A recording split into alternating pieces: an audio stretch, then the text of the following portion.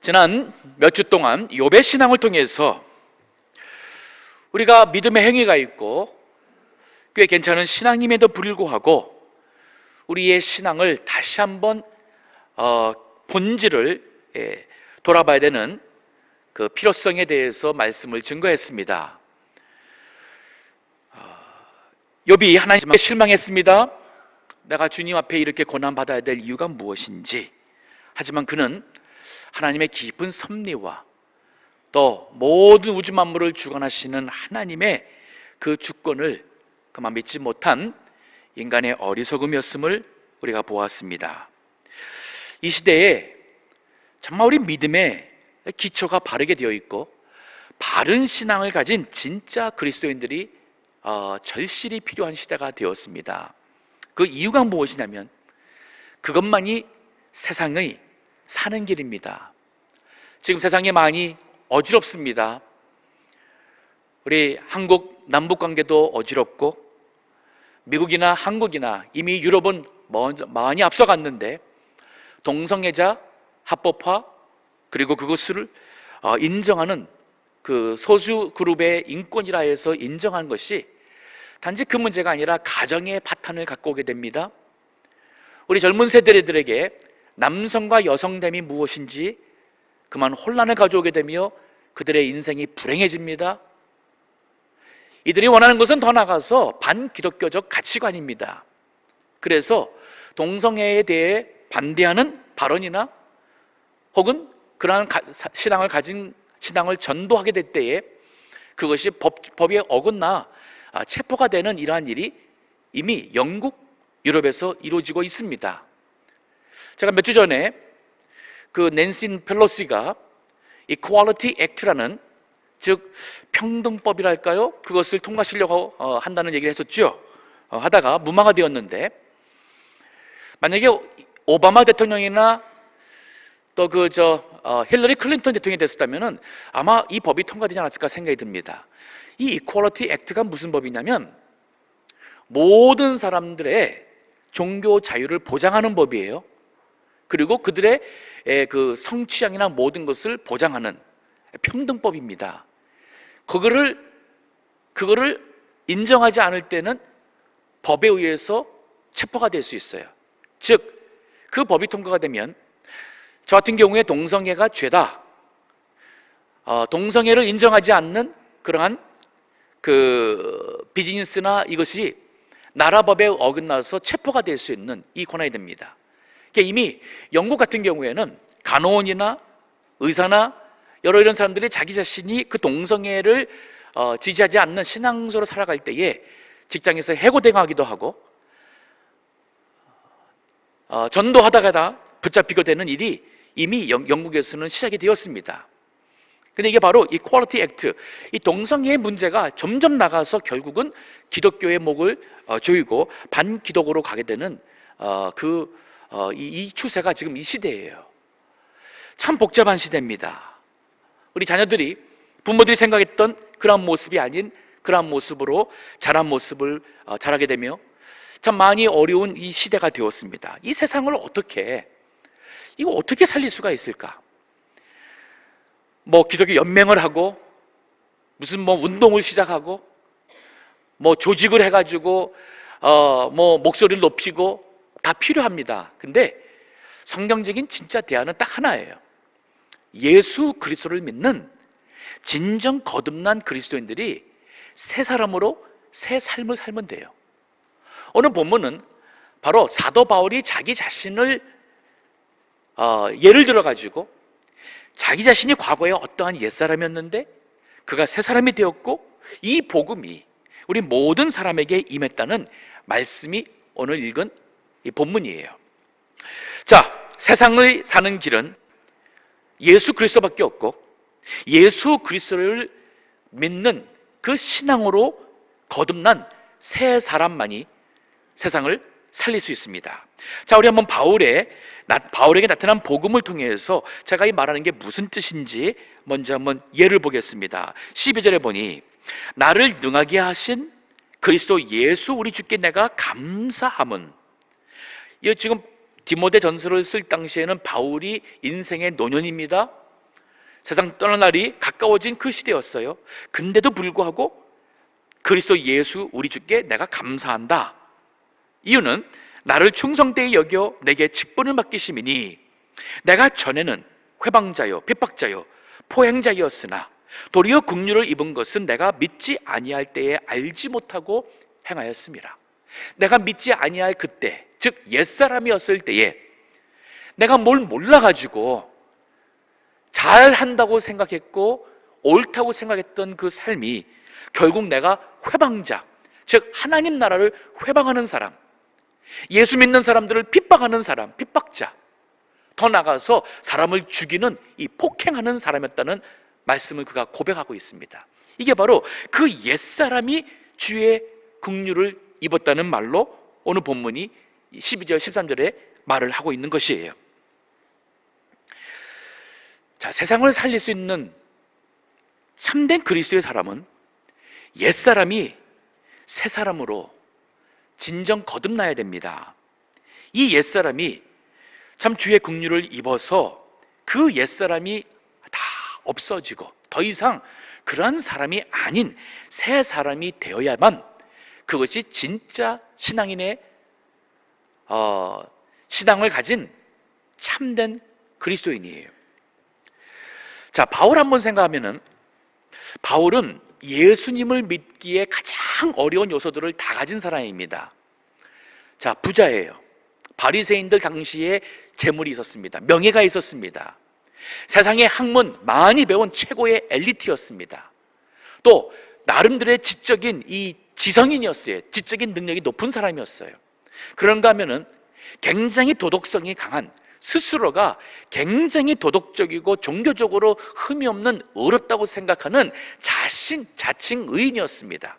오늘날도 차라리 세상에서 나쁜 일만 한 사람들은 그 죄 때문에 스스로가 다른 사람들하고 전도하려면은, 근데 본인이 굉장히 도덕적이고 반듯하게 살았다는 사람들하고 전도하려면은 안 먹혀 들어가요.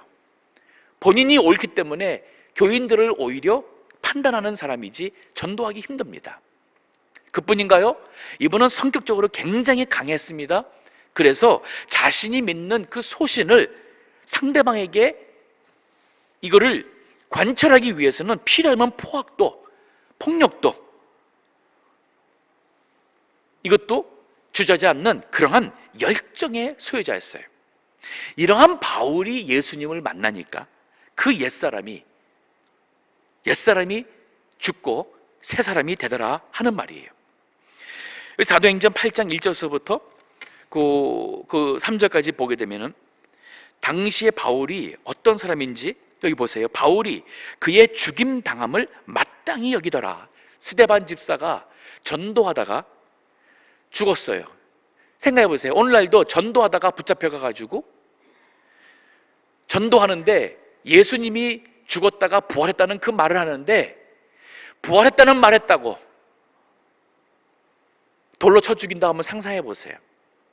근데 그것을 이 스데반이 죽는데 사람이 돌에 막는 모습을 주면서도 불쌍히 여기거나 내가 지금 바라고 있는가 이거 생각하는 게 아니라 오히려 마땅히 여겼다고 그랬어요. 그뿐인가요? 3절에 보니 사울이 교회를 잔멸할세 각 집에 들어가 남녀를 끌어다가 옥에 넘기니라. 아예 예수 믿는 사람들을 한 사람 씨도 안 남기려고 집집마다 들어가서, 즉 당시에는 하우스 처치로 모였잖아요. 그 교회로 모이는 집집마다 찾아가면서 사람들을 다 잡아다가 옥에 가두는 이 일을 했어요. 9장 1절도 보게 되면은 사울이 주의 제자들을 대하여 여전히 위협과 살기가 등등하여 대제사장에 가서 다메섹 여러 회당에 갈 공문을 청하니 이는 만일 그 돌을 쫓는 사람을 만나면 물론 남녀하고 결박하여 예루살렘으로 잡아오려 함이라. 이렇게 정말 예수 믿기에 불가능하다고 생각하는 사람이었지만 그가 예수님 만나니 새 사람이 돼요. 이게 바로 세상이 사는 길입니다. 이거를 어떻게 제도적으로, 이거를 어떻게 무슨 세상의 법으로, 정치인들 교육으로 할 수 없습니다. 사람을 거듭나게 하는 이 능력은 오직 예수 그리스도밖에 없다는 말입니다. 그래서 우리 가족이나 저 사람은 절대 교회 못 믿을 사람이야 라는 사람이 있다 하더라도 포기하지 마세요. 사도 바울도 새 사람이 됩니다. 제가 목회하면서 정말 포기했다가 정말 하나님의 은혜로 예수님 정말 좋은 주님의 사람 된 경우를 많이 봤습니다. 마약에 손을 대고 중독이 되어서 집안에 있는 물건이나 돈은 다 가서 마약을 하다가 결국은 아내에게서 쫓겨나서 홈레스로 2년 살다가 하나님의 은혜가 임해가지고 어느 날 갑자기 이 머리에서 마약에 대한 냄새나 모든 것을 원하는 그게 한순간 없어지더라는 거예요. 그러니까 무슨 약을 먹고 이게 재활을 해가지고 마약을 끄는 게 아니라, 그러면서 그분 한 얘기가 이 마약 중독이라는 게 뇌에 있다고 얘기를 하더라고요. 그분은 표현하더라고요. 어느 날 갑자기 뇌에서 마약이 싫더라는 거예요. 냄새도 싫어지고. 그리고 그 이후로 마약에 완전히 끊었대요. 그 마약에 중독된 사람들을 다 졸업하고 이제는 그 마약에 중독된 사람들을 위해서 그 사역을 온전히 헌신된 주의 일을 하고 계신 분이 있습니다. 이 하나님의 바울과 같은 은혜가 아니면 이게 불가능해요. 고아로 자라고 제대로 먹지 못하니까 성장도 되지 못해가지고 아주 자그마하신 분이십니다. 그러다 보니까 이 열등의식 때문에 이 격길로 나갔습니다. 젊은 시절 깡패로 보내고 참 험난한 생활 했어요. 여러 참 여자 가정 이루기도 하셨고 60이 되도록 예수님을 절대로 믿지 않았습니다. 마음에 분노가 있던 분이셨는데 하나님께서 그에게 몸에 손을 대시니까 그 아픔 가운데서 그가 주님을 향하여 마음을 여시고 예수님 믿기 시작하셔서는 내가 이 나이에 주님 위해서 할 수 있는 게 아무것도 없는 거예요. 돈도 없죠. 배운 것도 없죠. 그러니까 이분이 아침에 새벽마다 한 3시면은 교회 와가지고 교회 주변을 돌면서 쓰레기 하나하나 다 주우시고 매일같이 또 주일날 필요한 커피에서부터 예배 위에서 필요한 모든 거 다 혼자서 새벽같이 오셔서 다 하셔서 젊은이들이 할 일이 벌써 없을 만큼 여러 해 섬기시는 성도님이 계십니다. 이 하나님의 은혜입니다. 자, 바울에게 나타난 이 복음은 옛사람에게 주의 긍휼이 임하니까 그 사람이 새 사람으로 이제 새 삶을 살게 되다는 거예요. 오늘 본문에 바로 12절에 보니 어떠한 새 사람 삽니까? 나를 능하게 하신 그리스도 예수 우리 주께 내가 감사함은 나를 충성되이 여겨 내게 직분을 맡겼다. 내가 주님께 감사하는데 그 이유가 뭐냐면 주님이 나를 충성되이 여겨서 직분을 맡겼어요. 그리고 그것을 감당할 수 있는 능력을 줬다고 그래요. 이게 바로 우리가 정말 예수님을 만나서 우리가 새 사람이 되게 되면 이제 내가 사는 것은 나를 위하여 사는 것이 아니요 나를 사랑하사 자기 몸을 버리신 하나님의 아들을 믿는 믿음으로 살게 되는 것이고, 그래서 이제는 내가 사는 것이 아니요 내 안에 그리스도가 살아가는 그리스도의 사람이 돼요. 이게 진짜 그리스도인의 모습입니다. 교회에 오래 다니시고 직분이 있음에도 불구하고 여전히 내 안에서 그리스도가 원하시는 뜻대로 살지 아니하고 육신의 옛사람이 원하는 대로 옛사람의 계획대로 살아가는 분들이 너무 많아요. 그러다 보니까 오늘날 교인들이 세상에 나가서 전혀 영향력을 끼치지 못하는 무능한 그러한 낯을 잃은 소금이요 빛을 발하지 못하는 등불과 같은 성도가 많아졌어요. 자, 이 새 사람으로 새 삶을 살아가는 분들의 모습에 이 본질이 3가지가 있습니다. 첫째는 뭐냐면 충성되이 여겨라는 표현이 있어요. 이 말이 뭐냐면 충성은 뭐냐면 누군가를 위해 나의 모든 것을 맞추고 헌신하고 복종하는 모습이에요.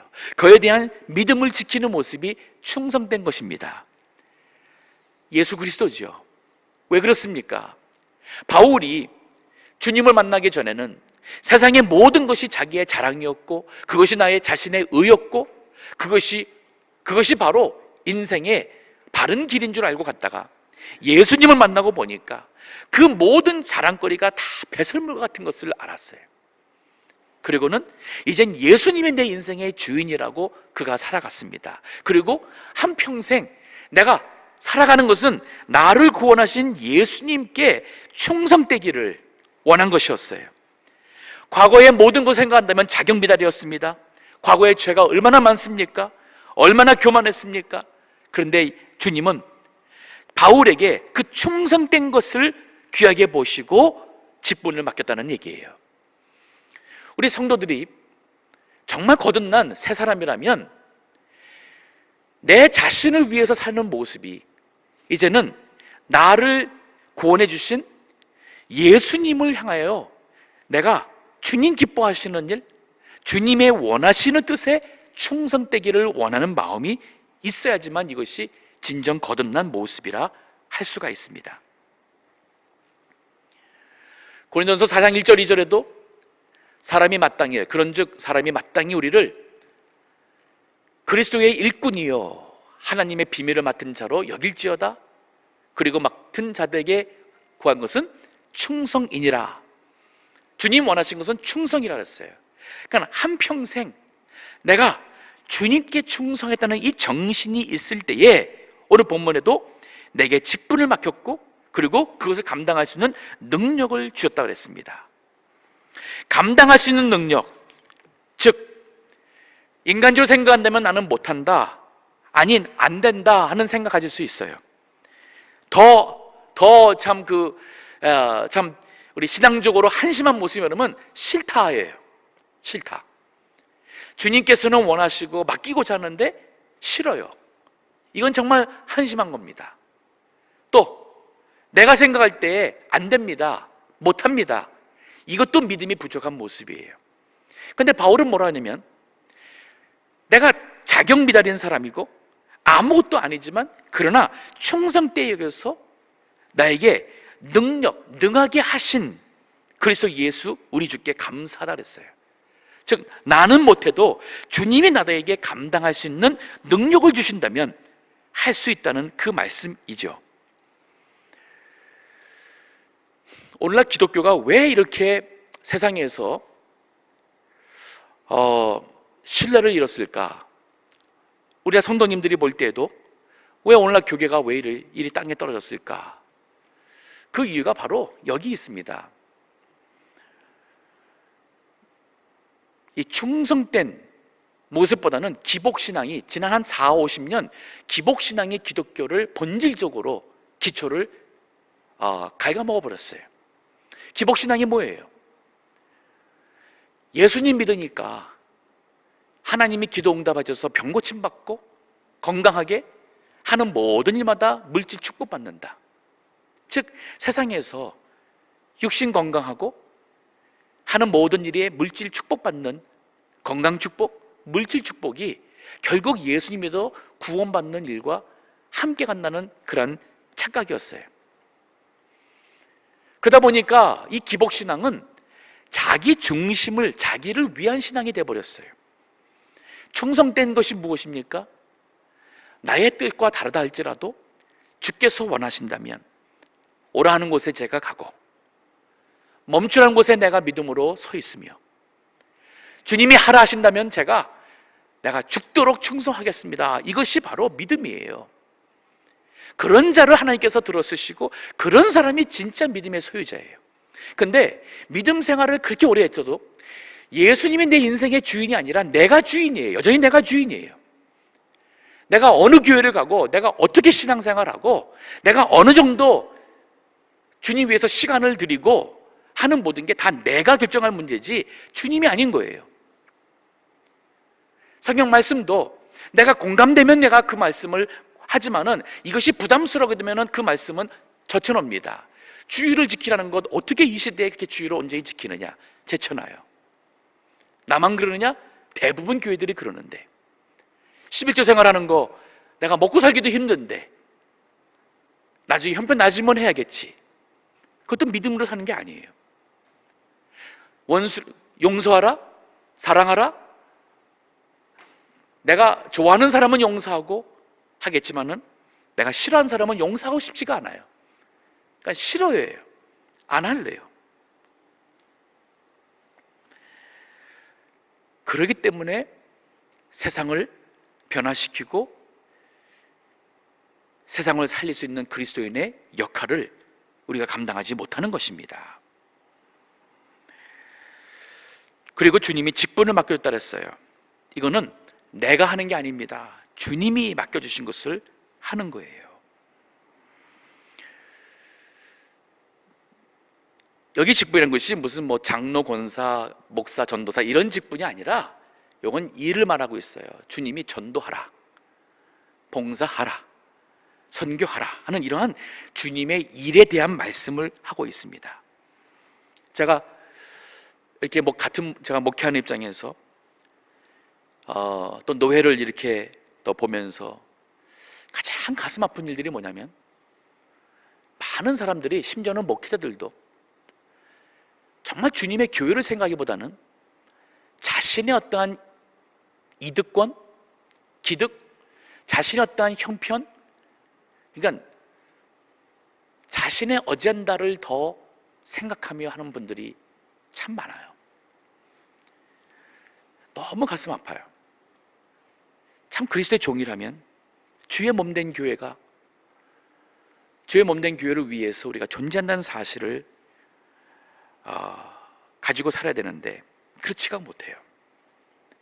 그러다 보니까 인간이 자기 이기적인 판단에서 하는 모든 일은 추해 보입니다. 결국은 그 모습은 하나님이 기뻐하지 않는 모습이 될 수밖에 없어요. 우리 진짜 신앙인의 소유자라면 여기서 말하고 있는 바울과 같은 나쁜 조건이 다 있는 그 예수님 믿기에 가장 나쁜 조건이 다 있는 바울 같은 사람도 예수님 믿으면 새 사람이 돼요. 그가 자기의 의를 자랑하던 사람이 오직 예수 그리스도의 그 뜻에 충성하는 자가 되기를 원했고, 능력이 있음에도 불구하고 자기가 하는 게 아니라 감당케 해주시는 주님에게 감사했습니다. 그리고 그 직분에 평생 충성했어요. 사도행전 9장 15절 보면은 예수님께서 바울을 이제 구원하시는 그 시점에 이렇게 말합니다. 주께서 가라사대 가라. 이 사람은 내 이름을 이방인과 임금들과 이스라엘 자손들 앞에 전하기 위하여 택한 나의 그릇이다. 바울이 예수님 믿고 이제 선교 나가죠. 선교 나가서 그 죽기까지 한 그 시절이 한 20년밖에 안 됩니다. 1차 선교 나갈 때에 석이 한 47년경이었어요. 그리고 한 67년경에 바울이 순교를 합니다. 그러면 한 20년 선교했음에도 불구하고 오늘날 터키와 그리스와 로마까지 교회 복음을 전하며 영향력 있는 삶을 사는 것은, 이건 하나님의 능력을 주셨기 때문에 가능한 것이고, 그가 온전히 주님께만 충성하려고 했기 때문에 가능한 것이에요. 오늘날 우리 믿는 부모님도 예외가 아닌데 대체 무슨 교육을 하고 계십니까? 그렇게 교육을 해가지고 돈으로 해서 자녀들이 부모님들이 기대했던 모습으로 자랐는가요? 아닌 경우가 정말 많습니다. 그 왜 그랬을까요? 교육은 돈으로 하는 게 아닙니다. 세상에 좋은 학교 간다 그래서 우리가 생각하는 그러한 훌륭한 사람 되지 않습니다. 많은 경우에 부모님들이 공부 잘하는 것이 교육의 가장 큰 만족인 줄로 착각하고 계셔요. 좋은 직장 얻고 돈 많이 벌면은 그게 자랑할 수 있는 거리가 된다고 착각하고 있습니다. 인성이 세상적으로는 인성교육이 더 중요하다는 얘기를 하죠. 우리 신앙적으로는 뭐냐면 바로 신앙 인격이에요. 신앙 인격이라는 것은 예수님의 마음, 예수님의 그 인격을 닮아가는 게 바로 신앙 인격입니다. 저는 의도적으로 우리 아이들한테 훌륭한 사람 되거라 하는 말을 많이 씁니다. 요즘에는 훌륭한 사람이 참 찾기 어려워졌습니다. 훌륭하다는 것은 뭐냐면 존경할 만하다는 것이에요. 존경하다는 것은 돈이 많아서 존경하지 않습니다. 그렇죠? 뭐 학위가 많다고 해서 존경하다는 표현 쓰지 않습니다. 존경은 그의 삶 속에 풍겨 나오는 인격적인 모습에서 나오게 되어 있어요. 즉, 이 인격이라는 것은 자기 자신, 기복신앙 보세요. 왜 오늘날 기독교가 세상에서 욕을 먹냐면 기복신앙은 결국 나를 위한 신앙이었어요. 나 잘 살겠다고, 내 아이들 좋은 대학 가게 해달라고, 이 신앙 가지고서는 세상을 살릴 수 없습니다. 세상 사람들 감동할 수가 없어요. 존경은커녕 욕먹고 있잖아요. 그 신앙 버려야 돼요. 여전히 아직까지도 세상적인 것을 붙잡고 있다면 아직 옛사람으로 살고 있다고 볼 수 있어요. 아직도 예수님의 십자가의 피로서 거듭난 사람이 아닐 수도 있다는 말이 제가 요즘에 많은 분들을 보면서 생각이 듭니다. 그렇기 때문에 아직 교회만 나오지 세상 보는 가치관이 바뀌지가 않았어요. 이 마음의 내면이 바뀌지가 않았어요. 그러면 존경받을 만한 훌륭한 사람 될 수 없습니다. 하지만 훌륭한 사람 되기 위해서는 큰 일을 감당할 수 있는 사람이 돼야 하잖아요. 이게 실력이 있어야 돼요. 그래서 공부해야 되는 것이고, 그래서 훌륭한 사람 되기 위해서는 우리가 신앙 인격과 그리고 실력 가질 수 있도록 교회와 가정이 교육을 해야 되는 것이에요. 어제 뉴스 김영길 그 한동대학교 전 총장께서 세상 떠나자는 그 뉴스를 읽었습니다. 그 신문에 보니까 그분이 남긴 말 중에 공부해서 남주자 하는 말을 그분이 이렇게 했다고 그래요. 저는 그 말을 어느 목사님인가 그 목사님 통해서 들었었는데, 우리 부모님들이 이전에 그랬죠. 공부해라. 공부 안 하면 공부해서 남주냐? 너 잘되라고 공부하라는데 왜 공부 안 하냐? 그랬었잖아요. 그러니까 우리가 교육이 잘못된 것이었어요. 그러니까 아이들이 판사가 되고 정치인이 되고 사업가가 돼도 공부해서 자기 위해서 했으니까 훌륭한 인물이 나올 수가 없는 거예요. 신앙인도 마찬가지예요. 우리가 열심히 믿음 생활하고 참여해서 이거 나 위해서 하는 이 기복신앙 가지고서는 세상을 변화시킬 수 없어요. 우리는 뭐예요? 하나님 영광이잖아요. 세상적으로는 공부해서 남주라, 이것만 가지고도 훌륭한 사람 될 수 있어요. 하지만 우리가 하나님 영광 위해 한다면 훌륭한 것을 넘어서서 정말 하나님 앞에 인정받는 그러한 의로운 삶을 살게 되는 것입니다. 우리 각자가 남은 여생이라도 훌륭한 사람이라는 말을 들을 수 있는 우리 성도로 살아야 돼요. 그러기 위해서는 진짜 그리스도인이 되어야 됩니다. 신앙 인격자가 되어야 돼요. 그리고 여기 바울처럼 이제 나에게 이 구원의 이 새 생명을 주신 예수 그리스도를 위하여 그분께 충성하시고, 그러니까 더 이상 나의 어떠한 나의 이권과 나의 만족과 나의 내 이름 이거 위해서 하는 게 아니에요.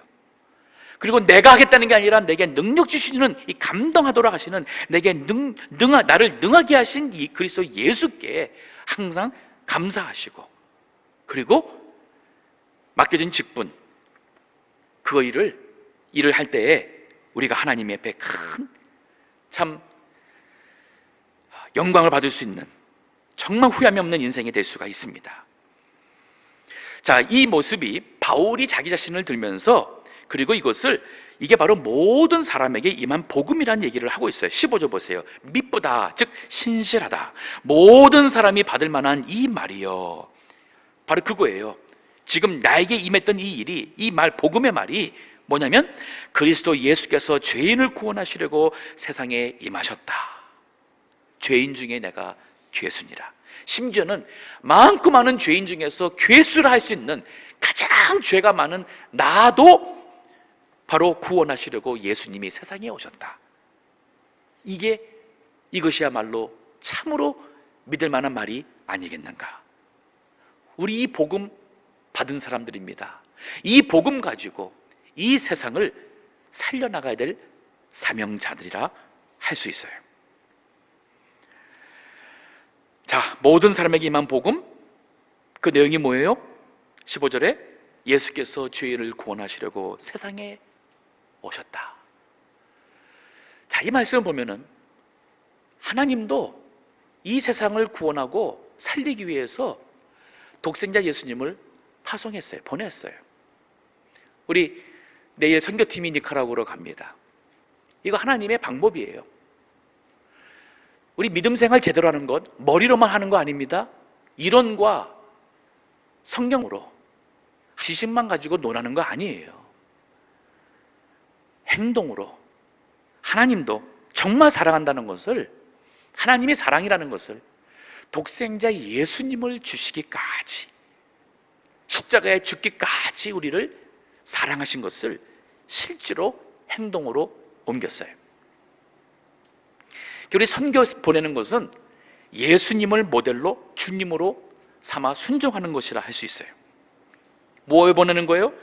죄인을 구원하려고 세상에 보내는 겁니다. 이게 바로 본질이에요. 그러면 여기 계신 우리 성도님들, 전 질문하고 싶습니다. 죄에서 구원 받으셨습니까? 간단한 거예요. 옛사람이 추구하는 그런 욕심, 죄, 옛사람이 즐겨했던 그런 가치관, 거기에서 정말 구원받았다면, 그러면 새 사람이 되었다면, 그러면 우리의 가치관이 세상의 보물이 아니라 천국의 보물입니다. 나의 건강과 나의 물질의 축복이 아니라, 기복신앙이 아니라 하나님이 나를 통하여 영광받는 것이에요. 나를 위해 사람들을 이용하는 게 아니라 나의 모든 걸 다 들어서 주님께 충성하고자 하는 것입니다.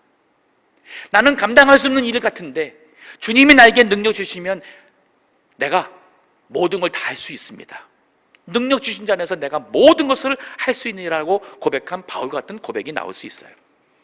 왜 주님은 부르시는데 왜 순종을 안 합니까? 이 바로 믿음이 아니잖아요. 왜 주님께서 부르시는데 부모님들이 우리 아이들 신학교 못 가도록 막습니까? 마치 신학교 간다 그러면 무슨 큰일 난 줄 알고. 지금 우리 오늘날 이 시대의 기독교가 왜 그러냐면은 바로 아까 말한 것처럼 기복신앙과 같은 그 신앙이 너무 기독교에 만연해 버렸어요. 강단에서 교회적으로 교단적으로 그러한 인본주의적 신앙이 너무 만연하다 보니까 하나님이라 하게 되면은 세상적으로 너무 가난하게 살아야 되는 것 같고 사람들에게 시달리는 것 같고 그것이 싫어서 주의를 못하게 하는 것입니다. 한번 제가 여쭤볼게요.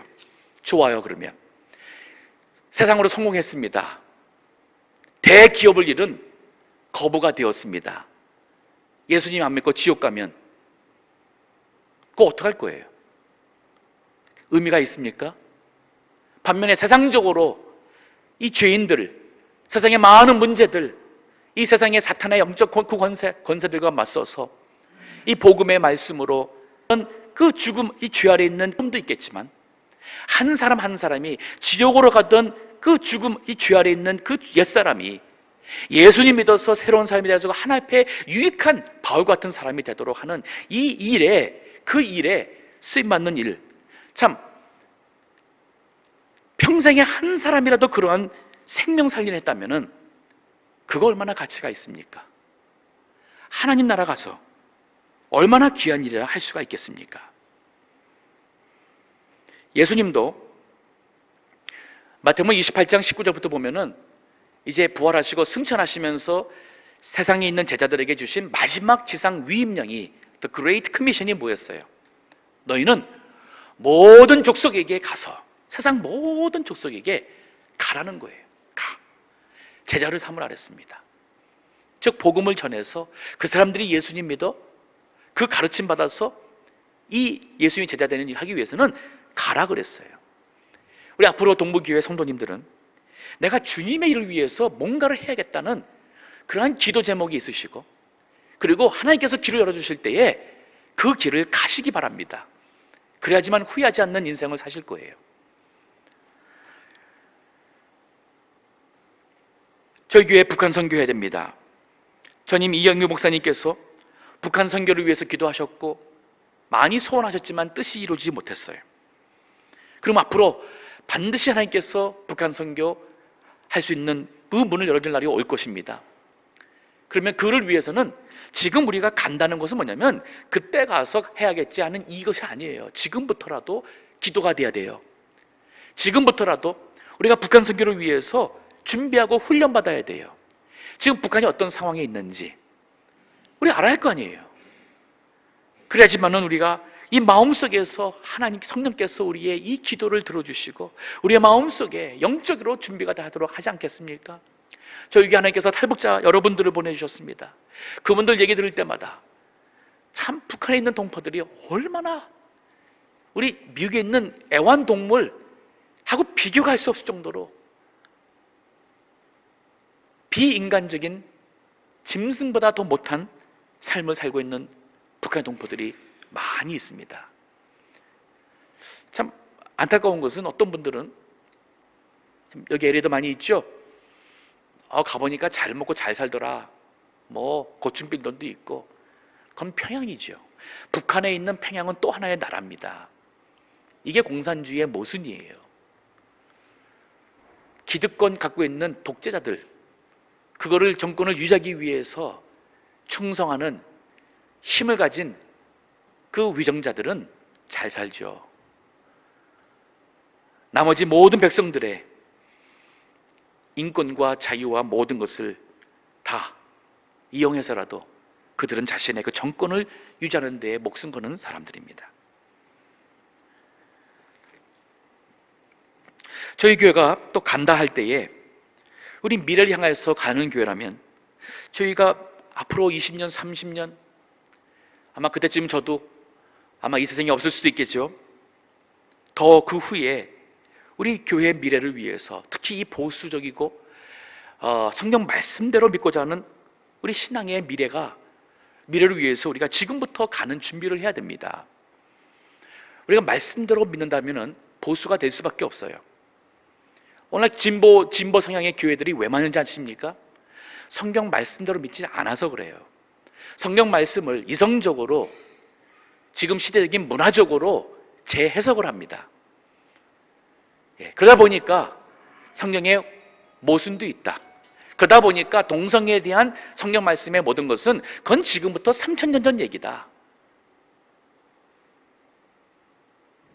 로마서에 나오는 그 내용들은 지금부터 2000년 전 얘기다. 그 당시의 문화권 속에서는 그건 맞는 얘기고 지금 21세기에 사는 이 시대에 여성의 인권과 지금 이런 이 시대에 또 의학적으로 그 사람들 주장에는 동성애는 이거는 뭐 타고난 것이라는데 사실 아닙니다. 의학적으로 동성애는 유전적인 것 절대 아닙니다. 하지만 그런 식으로 그들이 주장을 하면서 이 시대에 성경에 그것은 재해석돼야 된다 하면서 하기 때문에 진보가 나오는 거예요. 진보적인 신앙 옳지 않습니다. 성경 말씀대로 지킨다면 보수 신앙이 될 수밖에 없어요. 근데 이런 신앙을 젊은 세대들은 잘 이해를 못합니다. 인생에 여러 가지 어려움을 겪고 나서 그리고 하나님 말씀이 참 옳더라 하는 것을 깨달을 때에 보수적으로 많이 돌아오죠. 이 교회를 위해서 저는 우리 동부교회가 우리 이 크리스찬 스쿨을 해야 되는 그 필요성을 참 뼈저리게 느낍니다. 기도하셔야 돼요. 우리 아이들 이렇게 이 학교 보내가지고 이 아이들이 그 세상에 잘못된 그런 반기독교적 비성경적 인본주의 나타내는 훌륭한 그러한 그 교육만 받아서 우리가 생각하는 하나님의 영광 나타내는 훌륭한 사람 교육하기 쉽지 않습니다. 어렵습니다. 그렇기 때문에 신앙 인격과 실력을 갖춘 그러한 참 훌륭한 하나님의 사람을 키울 수 있는 크리스찬 스쿨을 위해서 기도하셔야 돼요. 그리고 젊은 인재들을 젊은 우리 자녀들을 이 어렸을 때부터 우리 귀하게 여기고 교육하고 훈련시켜야 됩니다. 양육해야 돼요. 젊은 교역자들 많이 나오시도록 기도해 주세요. 우리 자녀들 기도하시다가 하나님께서 내 자녀를 주님께 부르신다 생각한다면 우리 자녀들이 주님의 종이 될 수 있도록 기도로 후원해 주세요. 제가 지난 BBS 할 때도 우리 교회 중학생입니다. 남자예요. 옆에서 식사하게 되었습니다. 신앙 대화를 했습니다. 보니까 이 젊은 애가 믿음이 꽤 순수해요. 그 제가 너 이 다음에 하나님 위해 살고 싶은 마음 없냐? 그랬더니만은 그러고 싶대요. 그래서 그럼 너 신학교 갈 마음도 있냐? 그랬더니 한번 생각해 보겠다고, 그리고 하나님 부르시면 가겠대요. 아, 얼마나 귀합니까? 근데 이런 믿음 가진 아이들이 자라면서 그 믿음 다 잃어버려요. 누구 때문이에요? 가까이 있는 사람들 때문에.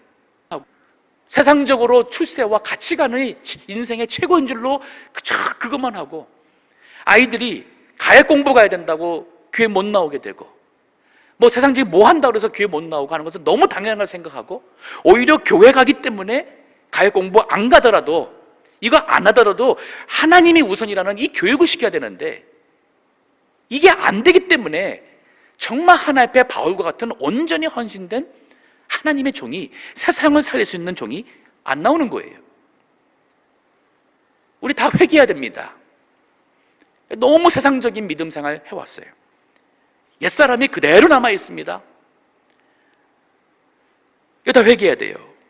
그렇지 않으면 우리 미래가 지금도 지금 얼마나 어려운 시대에 우리 맞았습니까? 이 세상이 갈수록 어려워지고 있어요.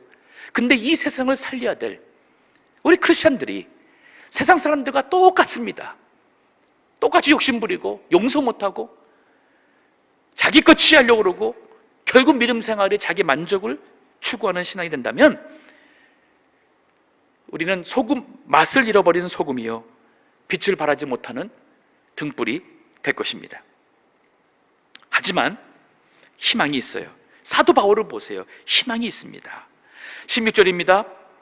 그러나, 자 보세요. 그러나 내가 죄인 중에 괴수인데, 내가 국류를 입은 까닭은 예수 그리스도께서 내게 먼저 1절 오래 참으심을 보이사 후에 주를 믿어 영생 얻는 자들에게 본이 되게 하려 하심이니라. 후라면 바로 우리예요. 저희들도 바울처럼 예수님 믿어서 영생 얻는 자들이 될 수 있다는 말입니다. 이거 나가서 우리 전파해야 돼요. 주 예수를 믿음으로 영생 구원을 얻게 됩니다.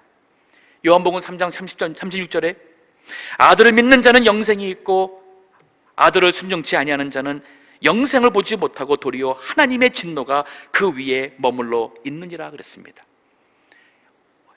그 아들 예수 그리스도가 아니면 우리 개인적으로는 영생이 없어요. 그렇지 않으면 우리는 하나님의 진노 앞에 죄 가운데 살다가 지옥 가게 됩니다.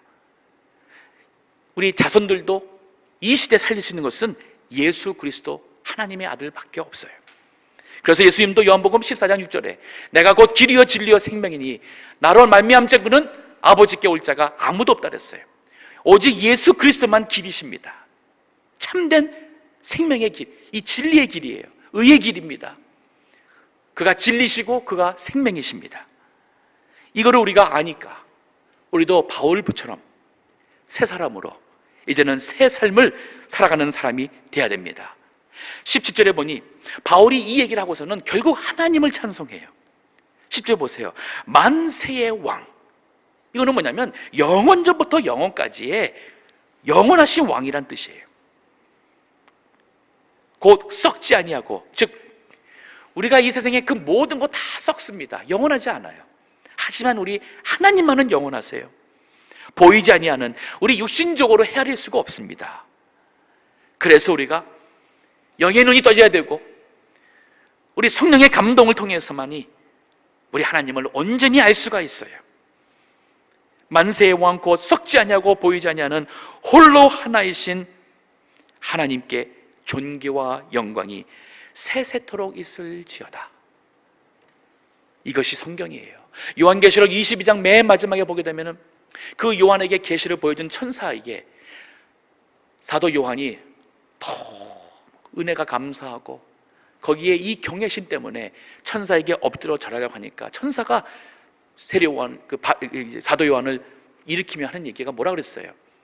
나도 너와 같이 이 피조물 모든 것 같이 같은 자로서 하라 하면서 오직 하나님께 경배할지니라 얘기를 했습니다. 이것이 신앙입니다. 나를 구원해 주신 예수님, 오직 그분께만 모든 영광 돌리시고 나의 자랑은 예수님만이 나의 자랑이고, 그리고 그분의 뜻을 위해 살아갈 때에 이 세상이 살아날 것입니다. 부부관계가 살아날 것입니다. 자녀들이 부모님을 향하여서 마음을 열 것이고 순종하기 시작할 것이고 존경하기 시작할 것입니다. 그러한 크리스천들이 참으로 새 사람, 그리스도 안에서 새 사람으로 새 삶을 살아가는 사람이 이 세상에 이곳저곳 생길 때마다 어두운 세상에 빛이 비춰지며 멸망의 길에 있던 세상이 생명의 길에 들어서게 되는 은혜가 있을 것입니다. 다 같이 기도하겠습니다.